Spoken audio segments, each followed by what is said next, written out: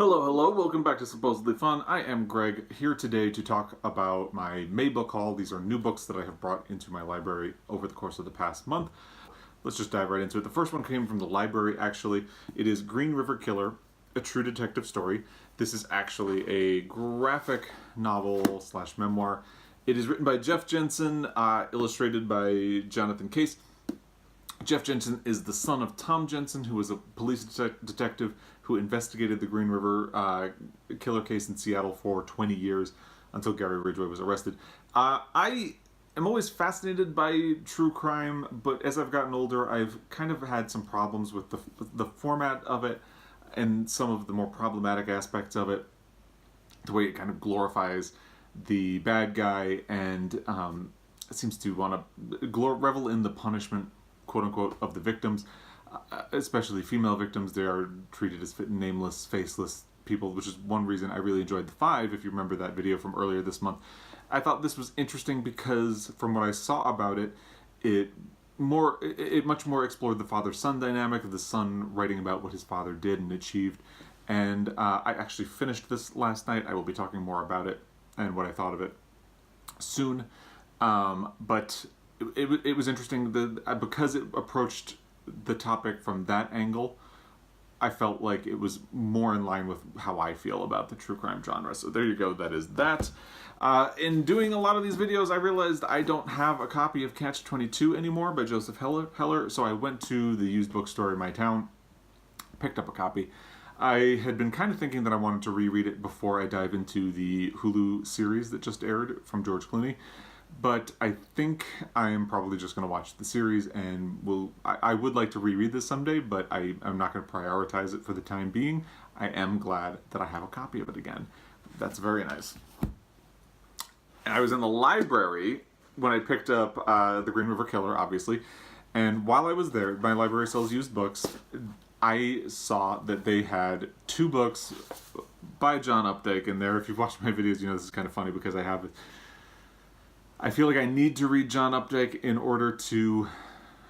I don't know. I criticize him a lot because of things I've heard about him, but I feel like I need to read his books. So they had the first two books in his Harry Rabbit Angstrom series. These are not the ones that won the Pulitzer Prize, but I picked them up. So there's Rabbit Run and Rabbit Redux. I believe Rabbit Run is the one that introduces Harry Angstrom, and Rabbit Redux is the one I've actually heard the most problematic things about because it involves his marriage falling apart thanks to the infidelity of his wife. I've heard that John Updike is not very good with his female characters, and this one, I've heard in particular, kind of goes into that territory. So I don't know when I'll get around to it, but I feel like I'm going to give it a try and just see what happens. The used bookstore also had a copy of The House of the Spirits, which I mentioned in the video I did the Name the Year or Choose a Year book tag. I did 1982. This was the year that House of the Spirits was published. This is a multi-generational saga about a family in South America.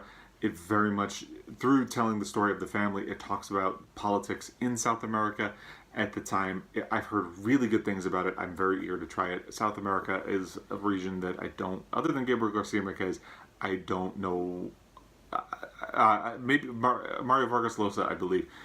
There's him, but other than those two authors, I haven't really explored in fiction, so I'm eager to get to more of that for sure.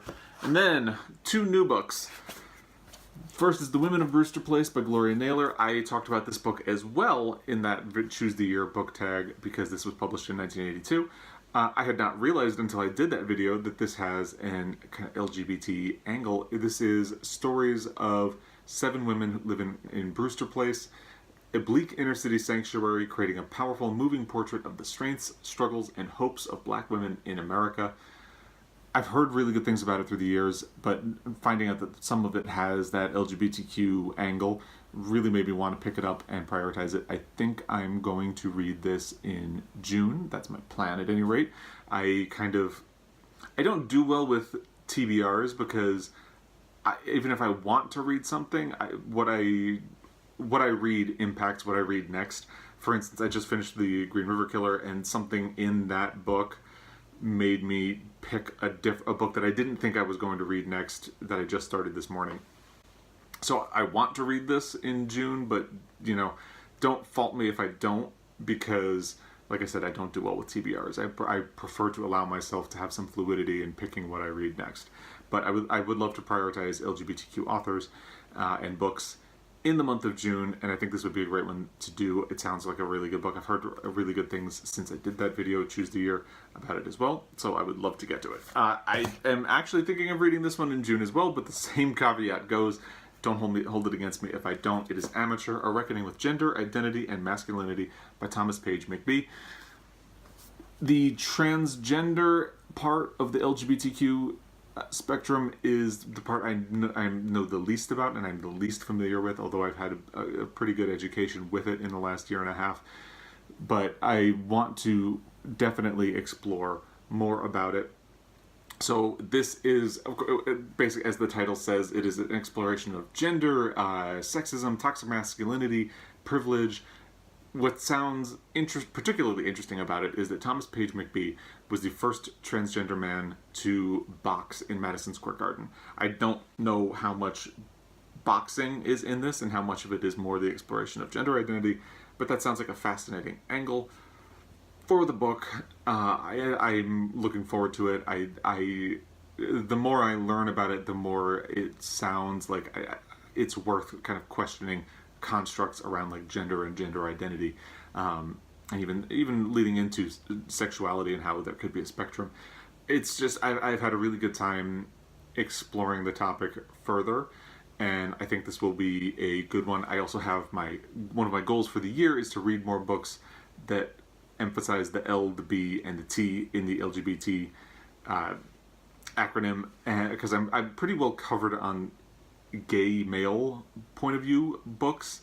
I need to do better on ones that involve like lesbian, bisexual, or transgender characters and authors.